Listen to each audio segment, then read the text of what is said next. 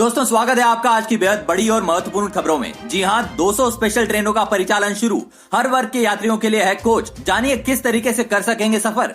साथ ही दोस्तों धीरे धीरे अनलॉक होगा महाराष्ट्र। किस चरण में क्या खुलेगा, जाने सब कुछ। इसके अलावा सीएम योगी का निर्देश, रेलवे स्टेशनों पर थर्मल स्कैनिंग की व्यवस्था सुनिश्चित करें।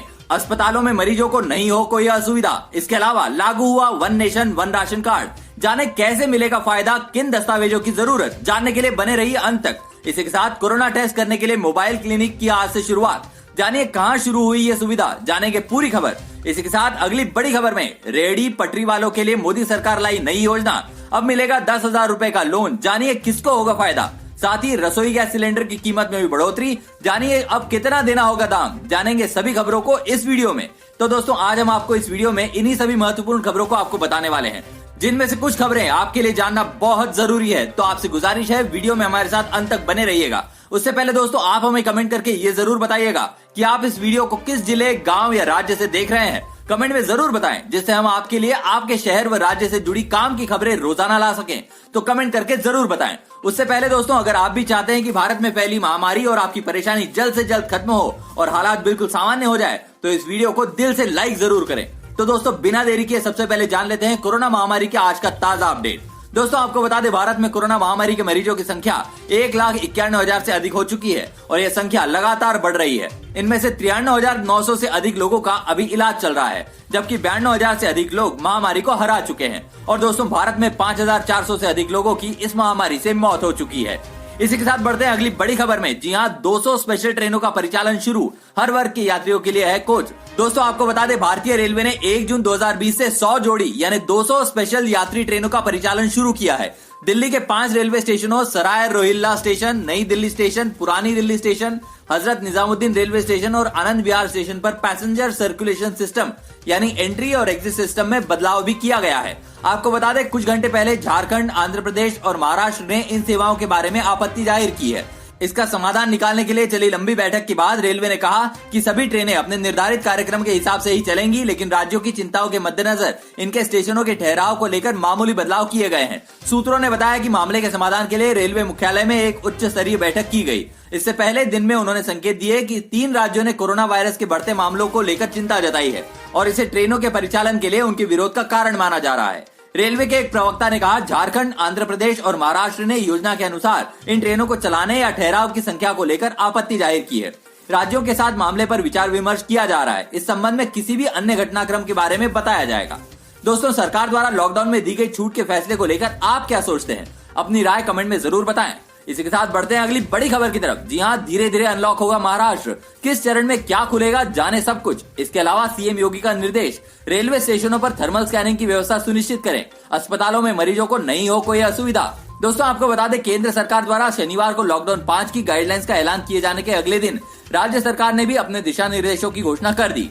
राज्य सरकार ने इन्हें मिशन बिगिन अगेन यानी फिर से शुरुआत की मुहिम कहा है। इन दिशा निर्देशों में महाराष्ट्र में भी लॉकडाउन को 30 जून तक कायम रखने का ऐलान किया गया है। केंद्र की गाइडलाइंस के मुताबिक रात 9 बजे से सुबह 5 बजे तक कर्फ्यू लागू रहेगा। इस बार जिन सेवाओं और व्यवसायों को शुरू करने की इजाजत दी गई है, उन्हें शुरू करने के लिए अलग से या कहीं और से अनुमति की जरूरत नहीं होगी।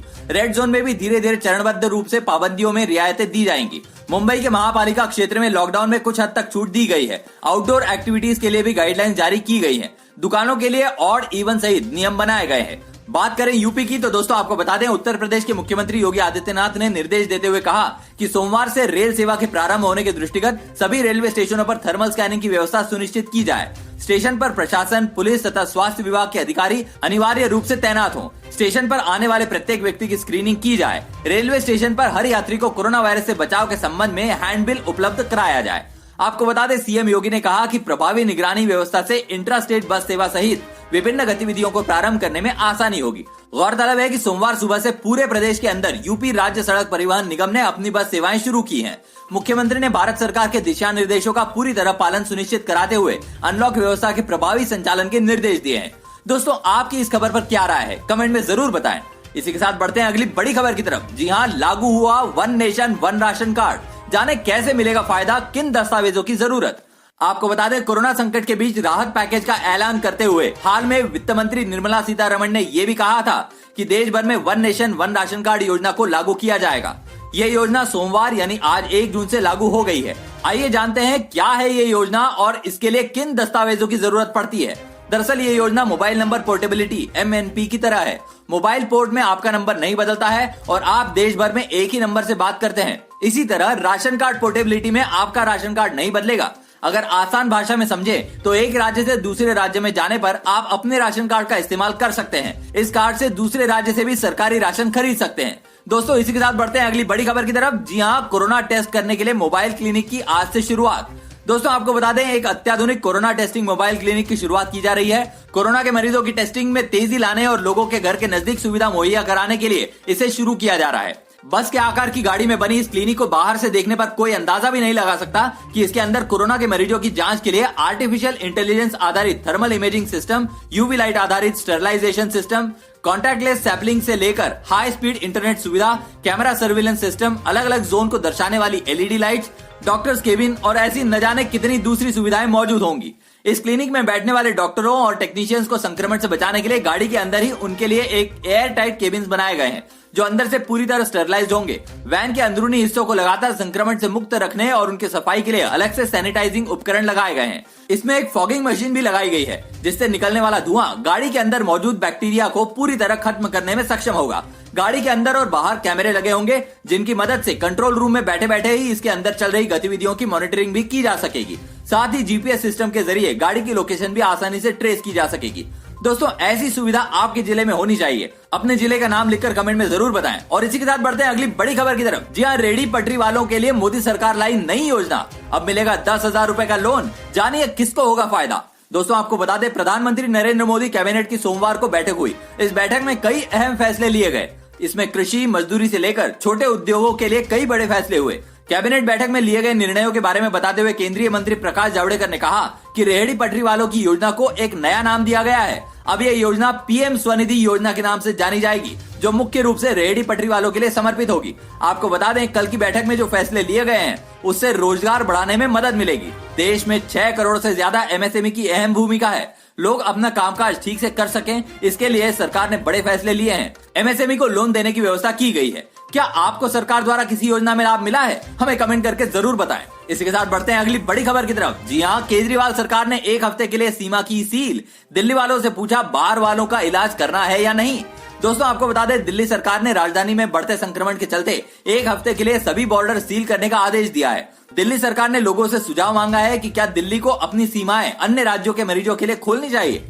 दिल्ली वालों को इस मुद्दे पर अपनी राय शुक्रवार शाम 5 बजे तक भेजनी है। सरकार का कहना है कि वो इसके बाद फैसला करेगी कि आगे क्या करना है। दरअसल दोस्तों, दिल्ली के मुख्यमंत्री अरविंद केजरीवाल ने सोमवार को प्रेस कॉन्फ्रेंस करते हुए कहा कि मैंने पिछली बार भी आप लोगों से राय मांगी थी, तब हमें 5 लाख से भी ज्यादा लोगों ने अपनी सलाह दी थी। इस बार भी हम आपसे एक महत्वपूर्ण विषय पर राय चाहते हैं। केजरीवाल ने कहा कि दिल्ली सरकार ने पिछले 5 साल में स्वास्थ्य सेवाओं का बहुत विकास किया है, बहुत से अस्पताल बनवाए और बेड्स उपलब्ध कराए। ऐसे में देश भर से लोग दिल्ली की बेहतरीन सुविधाओं का लाभ उठाने के लिए आएंगे। ऐसे में बाहरी लोगों के आने के चलते दिल्ली के लोगों को स्वास्थ्य सेवाओं की कमी हो सकती है। दोस्तों इस खबर पर आपकी क्या राय है? कमेंट में अपनी राय जरूर दें। दोस्तों आगे बढ़ने से पहले अभी तक आपने चैनल को सब्सक्राइब नहीं किया तो सब्सक्राइब करें और बेल के आइकॉन को जरूर दबाएं। इसी के साथ बढ़ते हैं अगली बड़ी खबर की तरफ। जी हाँ, रसोई गैस सिलेंडर की कीमत में हुई बढ़ोतरी। जानिए अब कितना देना होगा दाम। दोस्तों आपको बता दें, रसोई गैस सिलेंडर की कीमत में सोमवार से बढ़ोतरी हो गई है। अंतर्राष्ट्रीय स्तर पर LPG की कीमतों में बढ़ोतरी के चलते भारत में रसोई गैस सिलेंडर के दाम बढ़ाए गए हैं। राष्ट्रीय राजधानी दिल्ली में 14.2 किलोग्राम वाला बिना सब्सिडी का रसोई गैस सिलेंडर 11 रुपए 50 पैसे महंगा हो गया है। इंडियन ऑयल की वेबसाइट के अनुसार पहले दिल्ली में इसकी कीमत 581 रुपए 50 पैसे थी, जो अब 593 रुपए प्रति सिलेंडर हो गई है। इसी तरह कोलकाता में अब इसकी कीमत 616 रुपए हो गई है। यहाँ पहले 584 रुपए 50 पैसे में बिकता था। इस तरह कोलकाता में 14.2 किलोग्राम के बिना सब्सिडी वाले रसोई गैस सिलेंडर में 31 रुपए 50 पैसे की तेजी आई है। कीमतों में यह तेजी 1 जून से लागू हो गई है। हालांकि प्रधानमंत्री उज्ज्वला योजना के लाभार्थियों पर रसोई गैस सिलेंडर की कीमतों में तेजी का असर नहीं पड़ेगा। PMUY के लाभार्थियों को 30 जून तक मुफ्त सिलेंडर प्राप्त होगा। गौरतलब है कि वित्त मंत्री निर्मला सीतारमण ने प्रधानमंत्री गरीब कल्याण योजना के अंतर्गत उज्ज्वला योजना के लाभार्थियों को 3 महीने तक मुफ्त रसोई गैस सिलेंडर देने की घोषणा की थी। इस खबर पर आपकी क्या राय है? कमेंट में जरूर बताएं। इसी के साथ बढ़ते हैं अगली बड़ी खबर की तरफ। जी हाँ, लॉकडाउन में मोदी सरकार का किसानों को तोहफा। 14 फसलों में 50 से 83% ज्यादा मिलेगा दाम। दोस्तों आपको बता दें, प्रधानमंत्री नरेंद्र मोदी की अध्यक्षता में सोमवार को केंद्रीय मंत्रिमंडल की बैठक हुई। दूसरे कार्यकाल के 1 साल पूरे होने के बाद ये पहली कैबिनेट बैठक थी। इस बैठक में कई महत्वपूर्ण फैसले लिए गए। आपको बता दें, कैबिनेट बैठक के बाद प्रेस कॉन्फ्रेंस में केंद्रीय कृषि मंत्री नरेंद्र तोमर ने कहा कि न्यूनतम समर्थन मूल्य में बड़ी बढ़ोतरी की गई है। किसानों के लिए सरकार की तरफ से ये बड़ा ऐलान है। मक्का के समर्थन मूल्य में 53% की बढ़ोतरी की गई है।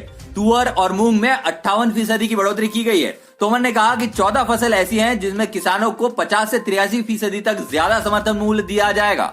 वहीं केंद्रीय मंत्री प्रकाश जावड़ेकर ने कहा कि किसानों की फसल का न्यूनतम समर्थन मूल्य की कुल लागत का 1.5 गुना ज्यादा रखने का वादा सरकार पूरा कर रही है। खरीफ फसल 2020-21 के 14 फसलों का न्यूनतम समर्थन मूल्य जारी कर दिया गया है। इन 14 फसलों पर किसानों को लागत का 50 से 83% तक ज्यादा दाम हासिल होगा। दोस्तों, किसानों पर लिए गए फैसले पर आपकी क्या राय है, कमेंट करके जरूर बताएं। इसी के साथ बढ़ते हैं अगली बड़ी खबर की तरफ। जी हां, स्वास्थ्य विशेषज्ञ बोले भारत में कोरोना वायरस संक्रमण के कम्युनिटी ट्रांसमिशन की पुष्टि हो चुकी है। दोस्तों आपको बता दें, एम्स के डॉक्टरों और आईसीएमआर शोध समूह के 2 सदस्यों सहित स्वास्थ्य विशेषज्ञों के एक समूह का कहना है कि देश की घनी और मध्यम आबादी वाले क्षेत्रों में कोरोना वायरस संक्रमण के सामुदायिक प्रसार यानी कम्युनिटी ट्रांसमिशन की पुष्टि हो चुकी है। वहीं सरकार बार बार ये कह रही है कि भारत में कोरोना वायरस संक्रमण सामुदायिक प्रसार के स्तर पर नहीं पहुंचा है, जबकि सोमवार तक देश में कोरोना वायरस से मरने वालों की संख्या 5,000 से अधिक पर पहुंच गई और संक्रमण के कुल मामले 1,90,000 से अधिक हो गए हैं। दोस्तों, आप हमारी ये वीडियो किस जिले या गांव या राज्य से देख रहे हैं, कमेंट में जरूर बताएं, जिससे आपके यहाँ की खबर आपको दे सके। तो दोस्तों, ये थी आज की कुछ महत्वपूर्ण और ताजा खबरें। उम्मीद करते हैं इससे आपको काफी कुछ महत्वपूर्ण जानकारी मिली होगी। बस इसके बदले इतना ही चाहते हैं कि आप इस वीडियो को अपने सभी दोस्तों और रिश्तेदारों के साथ फेसबुक, व्हाट्सएप पर जरूर शेयर करें, जिससे वो दिन भर की बड़ी खबरों से अपडेट रह सके।